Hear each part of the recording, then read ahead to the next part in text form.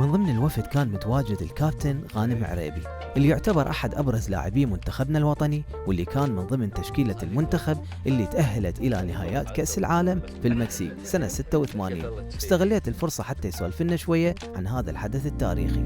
شلونك كابتن؟ الحمد لله. شو اخبارك؟ خير من الله. فرحت بشوفتك انا. الله يحفظك. اي صار صار 15 سنة. اي صار هواية. كنت صغير وانا كنت صغير. اي كنا صغار. انا قبل ما اجي شفت مقاطع من لعبة العراق ومكسيك ب 86.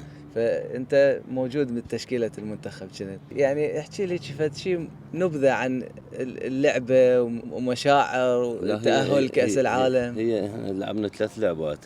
لعبتين بتالوكا، منطقة اسمها تالوكا بالمكسيك، اللي هي تبعد عن سطح البحر يمكن حوالي بال 2500 فوق الغيم. اي يعني حتى كان التنفس مالتها صعبة. لهذا احنا رحنا المنطقة اسمها بتروبولوس بالبرازيل، ضلينا حوالي 40 يوم. نعم. وجينا لبغداد ورحنا اختاروا الفريق اللي يروح يمثل العراق بال 22 لاعب. فالحمد لله انا يعني الحمد لله افرستو اختارني من ضمن 22. الاختيار كان صعب في ذاك الوقت، لان تدري انت احنا قسمونا 4 فرق، اي وبي وسي ودي، يعني كل فريق طوخ 15 إلى 18 لاعب تقريبا. يعني بذاك الوقت يمكن بال 75 لاعب. هيك شيء. اي من ال 75 اختاروا 22. وشون السنة المدرب الاسباني ما يعرف فلان، ما يعرف صح. احمد، ما يعرف غانم، ما يعرف ناطق، ما يعرف ناظم، ما يعرفهم. يا اهل يشوفه يعني اختاره، يعني هاي رأيه بعد. فالحمد لله انا الله والله وفقني ولعبت، حتى لعبت 3 لعبات يعني اللي هي اللي برغواي وبلجيكا والمكسيك لعبتهم كلهن. واللي انا افتخر به انه ما اخذت انذار بذني 3 لعبات يعني. الحمد لله. يعني هاي يعني رغم انه كل تقريبا بس انا وعلي حسين واحمد راضي الله يرحمه، حتى رعد حمودي اخذ انذار، حتى رعد يمكن فتاح اخذ انذار، يعني بس احنا دول ال3 بالوفد ما اخذوا انذار، الباقي كلهم اخذوا انذار. انا كانوا يلقموني بعاشق الكروت الصفراء والحمراء وما حصلت بالدوري بس انا يمكن عندي 86 مباراة دولية ما عندي كارت احمر، يعني ما مطروط بحياتي بالمنتخب الوطني. الحمد لله. هاي اللعب النظيف. هناك ما يعرفون، يعني ما يعرفون بالدوري، ما يعرفون يعني صح بالدوري صح. معروف انه العب بقوة، العب بعض الشيء بخشونة.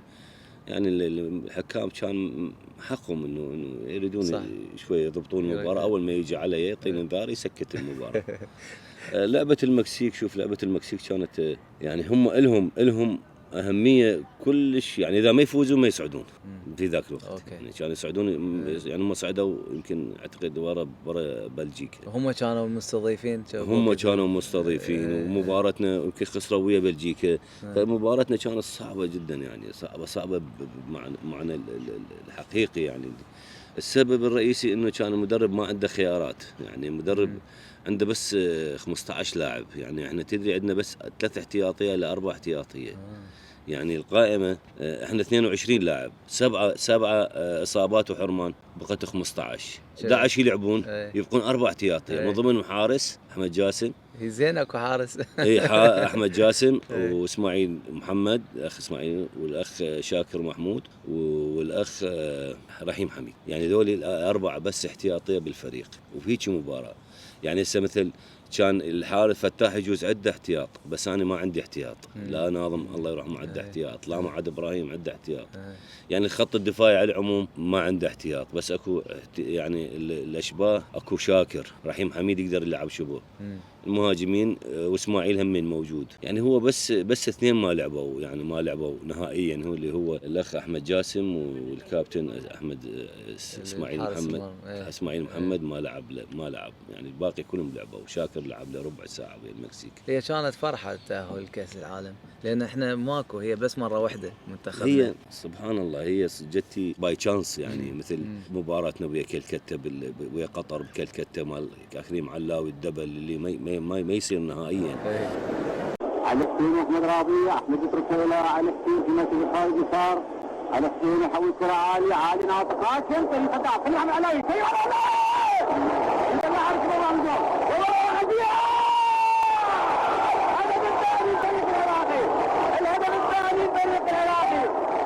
الجول الجول اللي مال الاخ كريم صدام اللي هو المدافع يعني بس مطلعها من الجزاء انتهت المباراة. جاء يلعبها دبل كيك فلتها، جاء كريم صدام ضربها يمكن بالبوز مال تكرم بالحذاء وراح كان يمكن عبد القادر حسن الحارس من الامارات. هدف كريم صدام في الوقت القاتل سجل هدف في امام المدافعين الاماراتيين، هدف عراقي اول سجله كريم صدام. سفين في تواكل وحطها كريم صدام حطها في المرمى. هدف عراقي ثمين جاء في الوقت القاتل. الفريق ده الجمهور العراقي اللي حاضر المباراة واللي كان ساكت طوال وقايع الشوط الاخير وحاول يعملها رضوان دبل كيك، وكريم صدام حطها على يسار عبد القادر الحسن وسجل هدف عراقي. فشوفي هاي الظروف صعدتنا. مباراتنا ويا سوريا كانت اعتقد انه سهله بعض الشيء، ولو كانت انه بالملعب العباسي صعبه، بس بالطائف كنا يعني اقول لك متاكدين 80-90% صاعدين الى كاس العالم. حسين ممتازه، يطلع على علي حسين داخل منطقه الجزاء